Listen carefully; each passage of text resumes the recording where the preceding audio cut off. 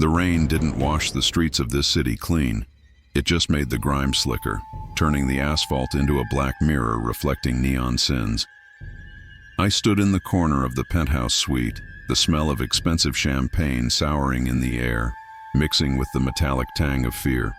There was no hello, no handshake, just a body on the floor and a room full of people who looked like they were auditioning for a tragedy, but had dressed for a gala.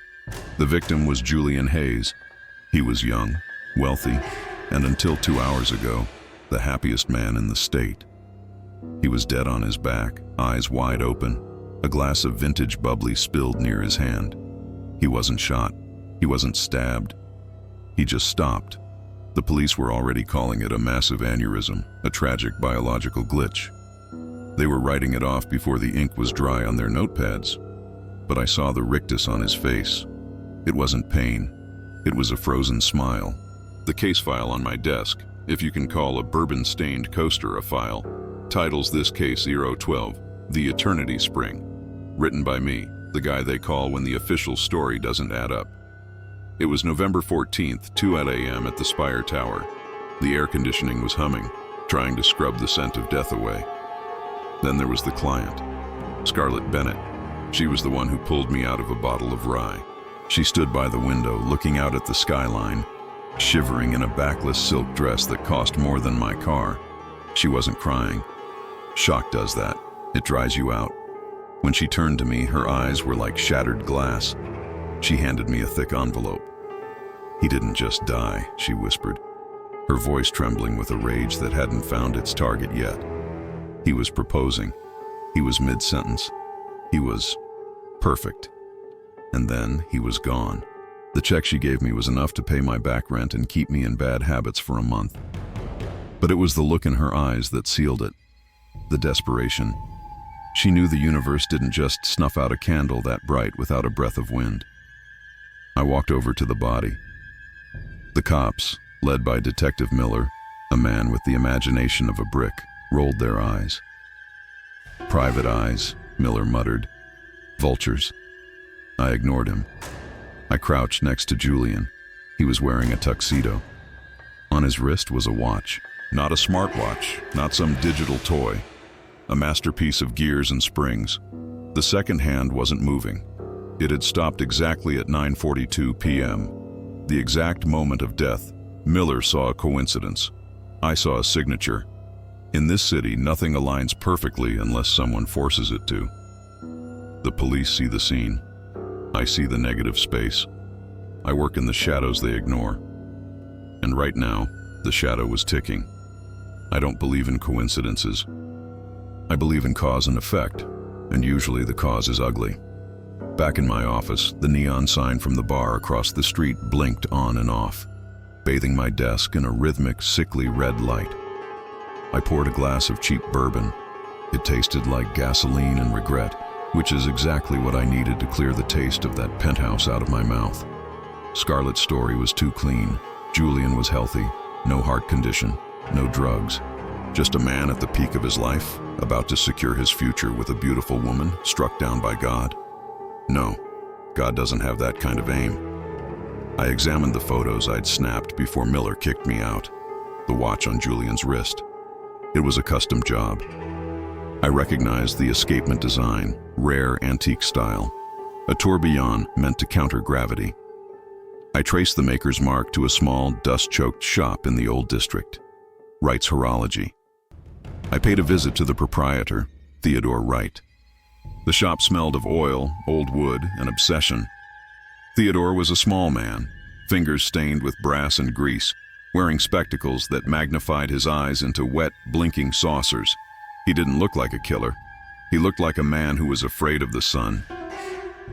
"Time is a thief," Theodore muttered as he tinkered with a grandfather clock. "It steals beauty. It steals joy.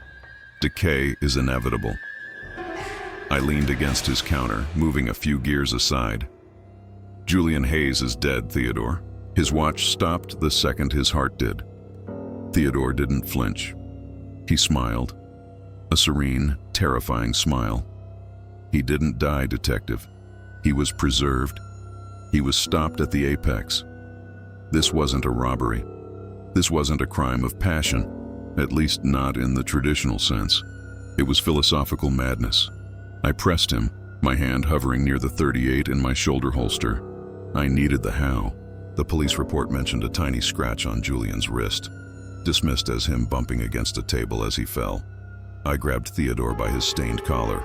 "Talk, before I wind your clock for you." He laughed, a dry rasping sound.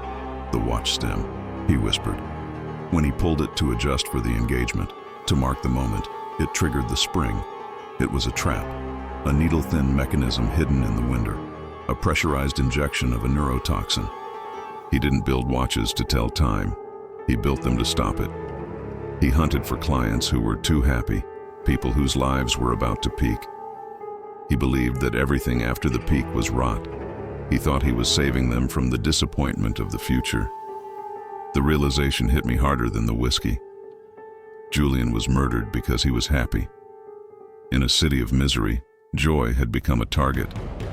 Theodore Wright wasn't just a murderer. He was a curator of dead smiles. The logic was twisted, broken, but to him, it was mercy. I looked around the shop, dozens of watches. How many other happy moments were ticking away in this city, waiting for the needle? Finding the truth in this business is like peeling an onion. You cry, it stings, and in the end, you just have a mess on the counter. The arrest was quiet. There was no shootout, no car chase through the rain-slicked streets. When I laid it out for Miller, showing him the microscopic needle housing in the watch stem and the toxin residue in Theodore's workshop, the cop actually turned pale. Theodore Wright went away in handcuffs, still rambling about eternal preservation and saving the butterflies from the winter. He looked at me with genuine pity, as if I were the one condemned because I had to keep living, keep aging, keep suffering the slow decay of time. I went back to Scarlett Bennett. Breaking the news is the part they don't show in the movies. You expect a breakdown or relief? She just stared at the wall. I told her the truth. Julian died because a madman wanted to freeze him in a perfect moment. She looked at the engagement ring on her finger. "He wanted to save us from the future," she said, her voice hollow. But the future was all we had. Technically, the crime was a masterpiece of mechanical engineering. The modus operandi was genius and insane. Wright used a compound derived from pufferfish, tetrodotoxin, but modified to act instantly upon entering the bloodstream through the wrist, stopping the heart in mid-beat. It mimics a massive cardiac event. If I hadn't looked at the watch, if I hadn't been cynical enough to doubt a natural death, Wright would have kept curating his collection of happy corpses. It reminds me of the old pulp stories, the kind where the villain is too smart for his own good. But what's the legacy here? A young man is dead, a woman is broken, and a watchmaker sits in a cell, convinced he's a saint. The city doesn't care. The rain is still falling, washing the blood into the gutters, but the stain remains. I'm telling you this, sitting here in the dark, speaking into this microphone, because silence is too heavy tonight. Telling the story is like lancing a boil. It relieves the pressure, but it leaves a scar. The truth I found didn't fix anything. It just explained the mechanics of the tragedy. There's a knock at the door now, or maybe it's just the wind. But I see a white envelope sliding underneath the frame. Another tragedy looking for a narrator. Another check seeking a conscience to buy. So, listen close.